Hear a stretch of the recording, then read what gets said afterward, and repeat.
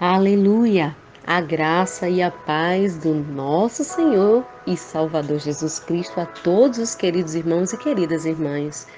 Hoje, mais um dia e mais uma oportunidade que nos dá o Senhor de falarmos do seu amor e dos cuidados de nosso Pai para com cada um de nós. Eu me chamo Anne, sou do Rio Grande do Norte e quero, junto com você, compartilhar da poderosa palavra de Deus. Em nome de Jesus, abra o seu coração. Estamos iniciando o ano salmodiando ao Senhor. E o tema do Salmo 5 é a oração da manhã, que diz: dá ouvidos ao Senhor às minhas palavras, considere os meus pensamentos mais íntimos, concede tua atenção ao meu clamor por socorro. Meu Rei e meu Deus, pois em ti é que eu suplico. Pela manhã, ó Senhor, ouve a minha voz. Logo cedo te apresento o meu sacrifício e aguardo com esperança. Porque tu, ó Deus, não tens prazer na injustiça e contigo não pode habitar o mal. Os arrogantes não são aceitos na tua presença. Odeias todos que agem com maldade.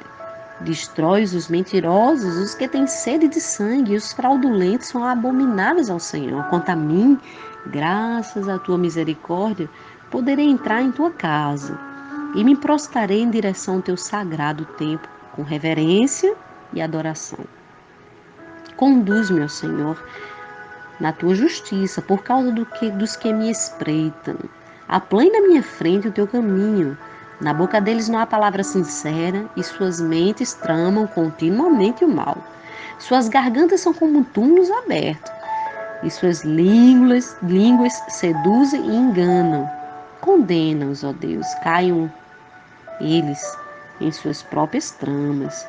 Expulsa-os por causa dos seus muitos pecados, porque se rebelam contra ti. Mas alegre-se todos os que em ti depositam sua fé, cantem de felicidade para sempre. Estende sobre eles a tua proteção, rejubilem-se em ti todos os que amam o teu nome. Em verdade, Senhor, tu abençoas o justo, e como escudo cercas da tua benevolência. Amém. Salmo 5, um salmo de lamentação. Mais um salmo de Davi, fala de um período não muito especificado, de uma grande aflição na vida de Davi. Época em que certamente aqui inimigos estavam se opondo a ele, se opondo ao seu reinado. Lá na cultura do Antigo Testamento, você tem que saber disso. A bênção ou a maldição era um apelo a Deus para fazer o que era especificado por ele na sua lei. Davi jogava pragas nessas pessoas, vamos dizer assim. Acreditavam que antigamente, e você pode ver isso na cultura do Velho Testamento, que maldições faziam parte desses poderes divinos, né, que recaíssem sobre uma pessoa. Davi aqui ele está muito aflito pelas mentiras dos seus adversários. Ele aqui fala com o Senhor acerca desses ataques.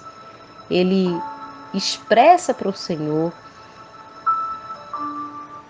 E aqui a gente pode entender que ele faz uma oração pedindo a Deus livramento nos tempos difíceis, desejando ainda assim, diante da crise, louvar ao Senhor, coisa que muitas vezes falta em nós, ansiando pela justiça, ansiando pelo juízo final no dia da adversidade. É um convite. Dá ouvidos, Senhor.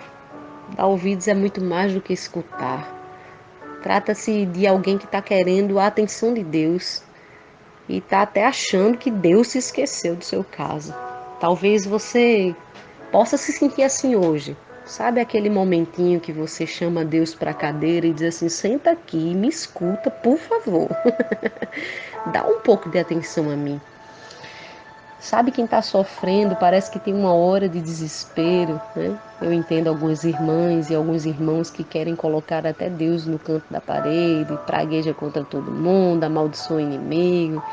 É claro que isso era muito típico para a época de Davi, porém, no Novo Testamento, o Senhor Jesus ele fala que nós devemos abençoar os nossos inimigos, orar pelos que nos perseguem, bendizer e não maldizer.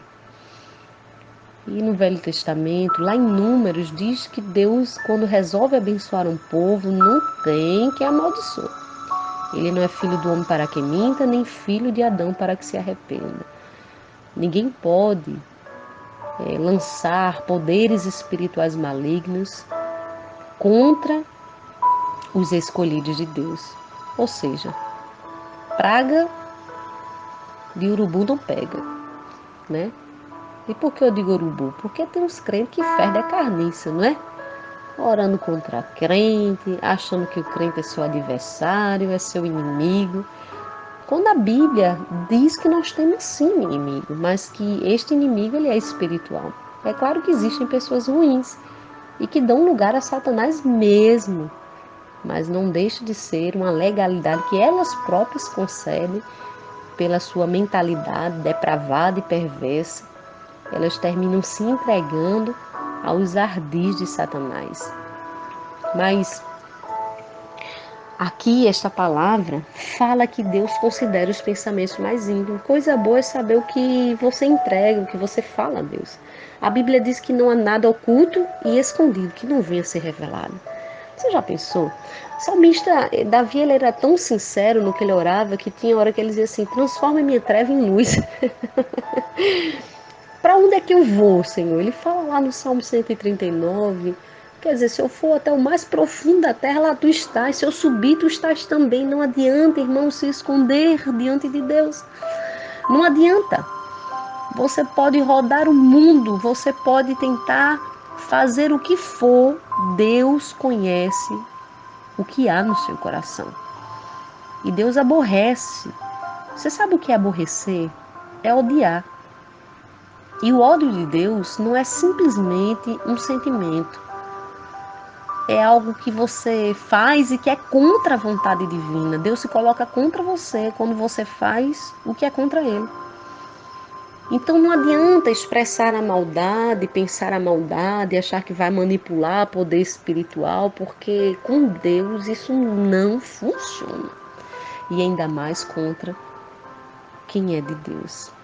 Davi ele chega ao ponto de dizer, mas eu vou fazer diferente. Será que você está entendendo que mesmo em tempo difícil você precisa fazer diferente? Davi dizia, olha, pela manhã, ouve, Senhor, minha voz, bem cedo eu vou apresentar meu sacrifício e aguardar com esperança. Sabe, quem espera no Senhor não se frustra. Talvez você tenha se cansado. Alguns perderam as esperanças e por isso mesmo morreram, estão tirando a vida, porque cansaram de esperar.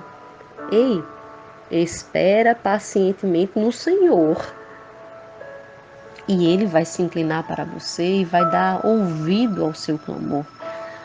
Não adianta, queridos, nos colocarmos contra Deus. Davi era líder da reforma do louvor a Deus lá em Jerusalém. Ele estabelece uma estrutura de adoração que seria usada no templo a ser construído lá por Salomão. E ele usa a palavra templo, antecipando o futuro templo que você seria. Adoradores, aqueles que adoram ao Pai em espírito e em verdade.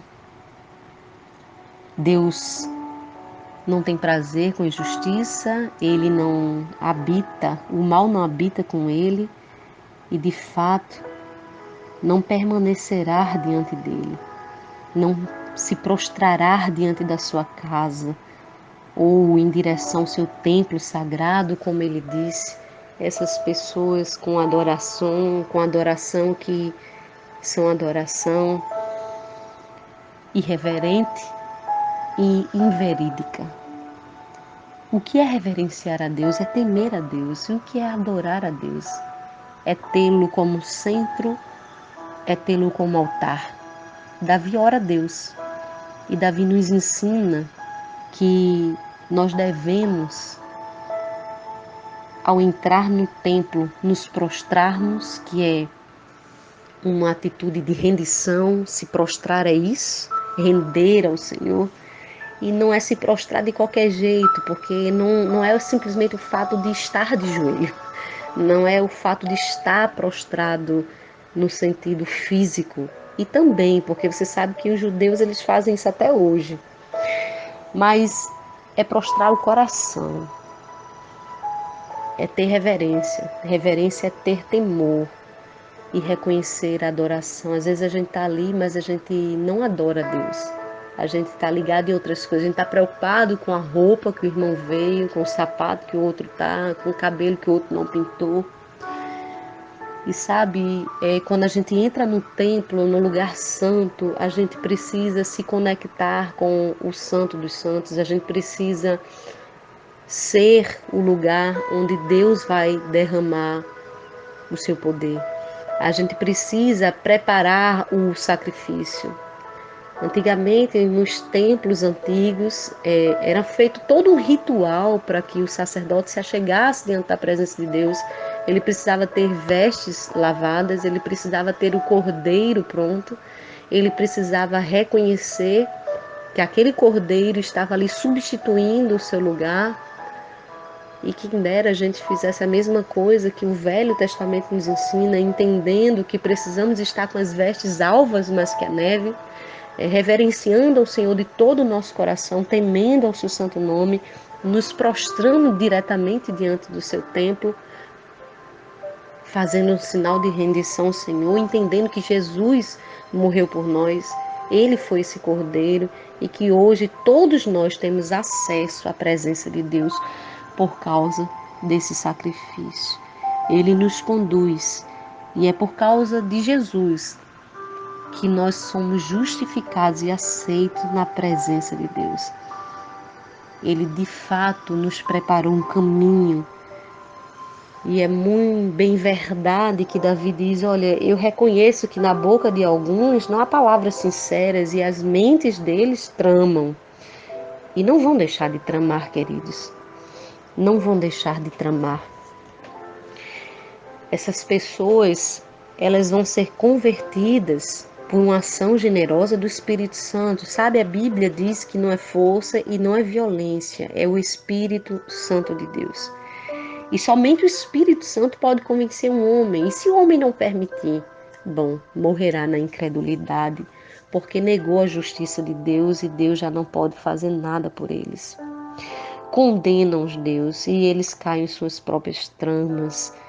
Davi pediu isso para Deus. É claro que Deus não expulsa ninguém da sua presença. Jesus disse que o joio e o trigo estavam ali e foram plantados juntos e ninguém poderia arrancá-los a não ser o próprio Pai quando estivesse na época da colheita.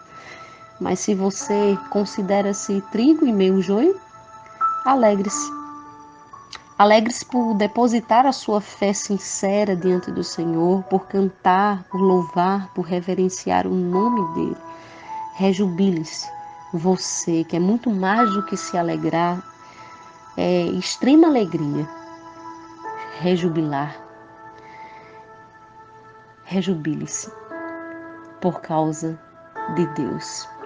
Aqueles que se opõem a Deus, no fim, revelarão as suas obras e serão julgados pelo Pai, mas você, os salvos, eu e todos aqueles que se identificam como assim sendo, devem rejubilar-se no Senhor, demonstrar que nós não tínhamos condição alguma de estarmos diante dele, mas pela sua graça, favor, infinita bondade, ele nos abençoa e tem realmente sido escudo que nos cerca com sua benevolência. Deus é tudo isso. Davi pediu para que Deus respondesse a sua oração. E você tem pedido? Davi pediu, lamentando no seu íntimo contra os seus adversários. E você tem chorado e sofrido por estes? Davi demonstrou que Deus tem um ódio santo, ou seja, é contra o pecado desses. Será que você tem compreendido que é assim que Deus se porta? Será que você entende que Deus considera os pensamentos íntimos de cada um? Deus vê o teu gemido? Deixa que tua alma grite hoje. Deixa que tua tristeza extravase. Deixa com que a angústia que está no teu interior, ela jorre e ela seja consolada pela presença do Espírito Santo. Deixa vir o que está aí, o que está aí dentro. Talvez aquele sussurro, aquele murmúrio, aquele grito por socorro de quem já não aguenta mais. Deixa vir.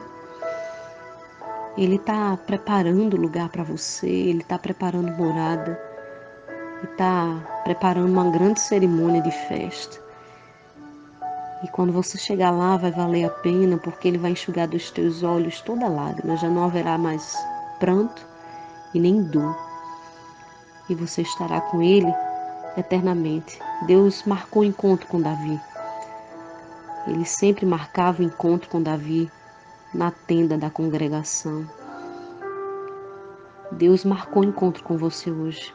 Se você tem um coração amargurado pelas feridas que alguém te causou, só você conhece, só você sabe, irmão, irmã. Vamos orar por isso. Aguarda com esperança no Senhor. Coloca o teu coração diante dele. Deixa com que ele sare, com que ele cure, com que ele veja essa aflição e com que ele venha arrancar essa raiz, para que brotando essa raiz de amargura não venha envenenar a tua saúde física, não venha a fazer com que o teu corpo resseque, com que o teu sorriso seja arrancado do teu rosto. Não vamos perder a oportunidade de orar ao Senhor agora. Não ofereça resistência alguma à ação do Espírito Santo dentro de você. Eu sei que é difícil caminhar para os céus. Eu nunca disse a ninguém e nunca também achei que ser cristão era muito fácil, não.